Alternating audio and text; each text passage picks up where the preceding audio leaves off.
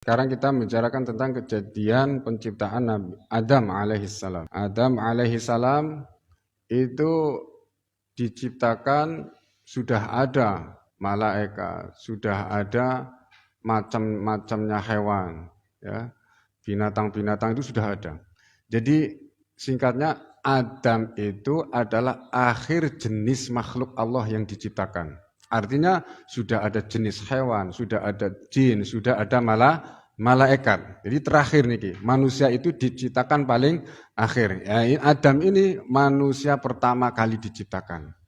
Ya, jadi jangan percaya kalau ada orang mengatakan asal manusia itu dari hewan tertentu, itu dusta, itu tidak benar. Ini kita merujuk pada kebenaran bahwa manusia pertama kali itu diciptakan adalah Adam alaihissalam. Nah, Adam ini diciptakan bukan dari cahaya, bukan dari api, tetapi dari tanah. Ada malaikat yang diperintah oleh Allah untuk mengambil semua jenis tanah yang ada di dunia, ya. Semua jenis tanah, ada tanah yang lembek, ada tanah yang keras, ada tanah yang merah, ada tanah yang warna kuning, hijau, dan lain. Ya, kok hijau kayak pelangi. Ada yang hitam, ada yang subur, mudah ditanami, tanami apapun tumbuh, ada yang gersang dan lain sebagainya. Pokoknya macam-macamnya jenis tanah itu diambil oleh malaikat ini, dikumpulkan, kemudian dibawa naik ke atas, kemana? Ke surga. Nah, di situ kemudian dikumpulkan, diadoni istilahnya. Ya, dicampur, semua macam tanah itu dicampur. Ya, jadi disebutkan dengan tanah dan air. Ya, air surga maksudnya, ya. Diadoni sampai jadi tin. Ya.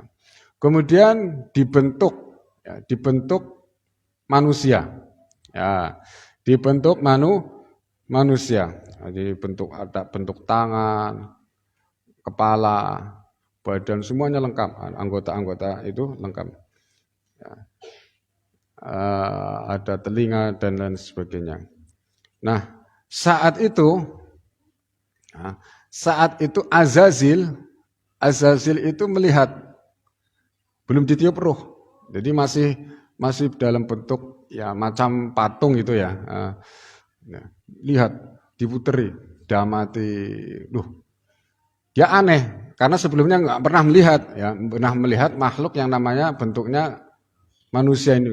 Dia, ini makhluk apa? Merendahkan, meremehkan.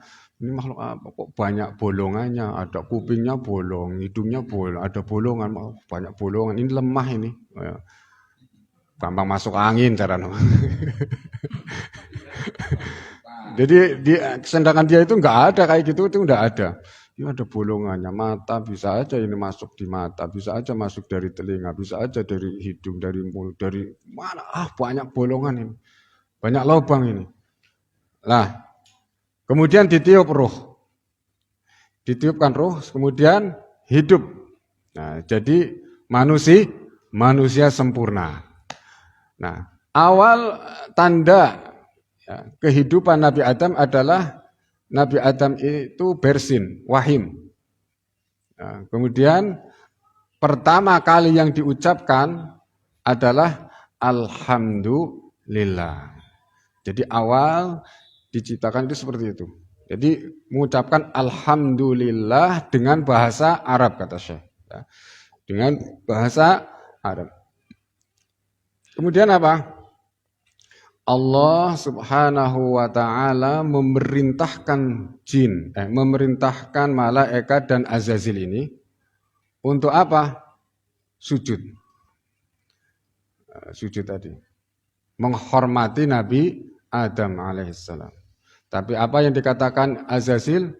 Karena sudah tahu tadi, sudah memandang rendah. Tadi di Al-Quran itu ada khalaqtani minnar wa khalaqtahu min tin. Engkau ciptakan saya dari api, sedangkan engkau ciptakan dia dari tanah. Dia sombong.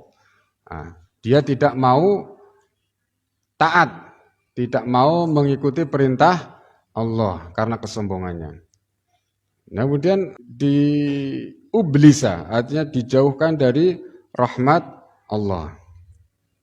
Nah, sejak itu kemudian namanya ublisa, dalam kata ublisa ini iblis.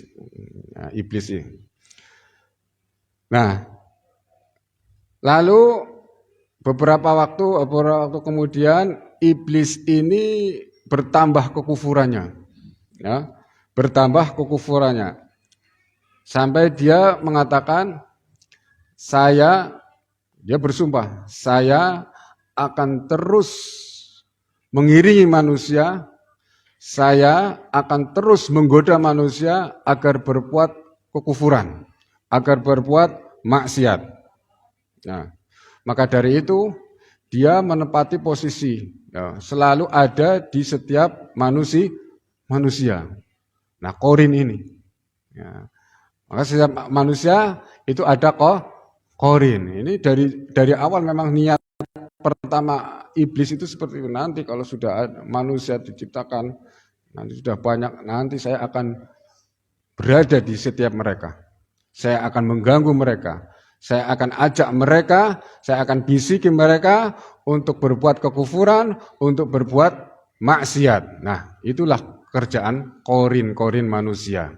Dan selain korin, kata Syekh, ada juga jin yang kerjaannya sama seperti korin, mengganggu, mengajak, membisiki manusia untuk berbuat kufur dan maksiat.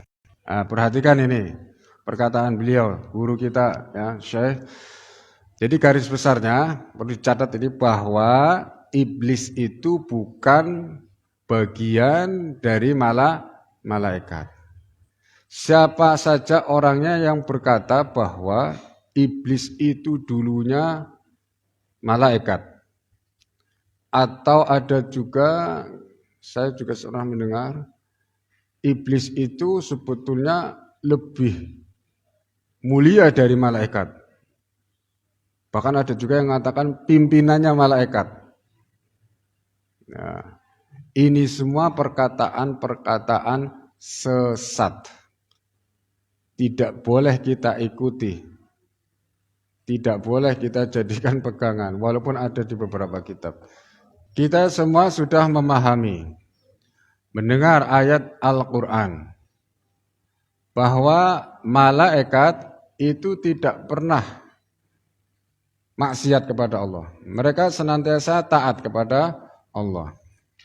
Nah, terus belakangan itu ada cerita cukup beredar luas di kalangan masyarakat kita, mengatakan bahwa Harut Marut, ini malaikat, Harut Marut itu melakukan perbuatan maksiat, minum khamr, berzina, maksiat apa maksiat ya?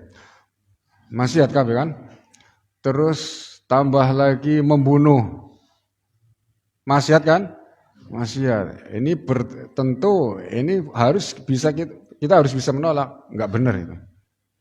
Tidak dibenarkan perkataan bahwa Harut Marut berbuat maksiat tersebut karena malaikat itu menurut Al-Qur'an tidak ada yang melakukan maksiat. Pokoknya jarang berbes tegal. Pokoknya cekel lagi.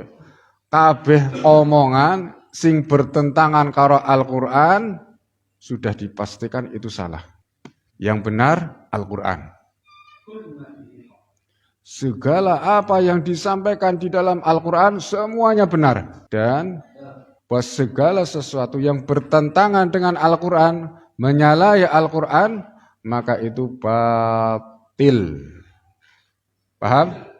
Ada beberapa buku beredar, buku-buku itu ditulis oleh tokoh-tokoh selain Ahlu Sunnah, bukan orang-orang kita menulis, bukan Ahlu Sunnah wal Jamaah. Di situ disisipi seperti itu. Ada banyak sisipan kata-kata yang sesat mengatakan bahwa itu seperti itu. Harut Marut malaikat itu maksiat. Di antaranya itu. Pokoknya apa saja yang berselisih, ya, menyalahi Al-Quran ada di buku tersebut. Banyak itu beredar. Hati-hati, hati-hati.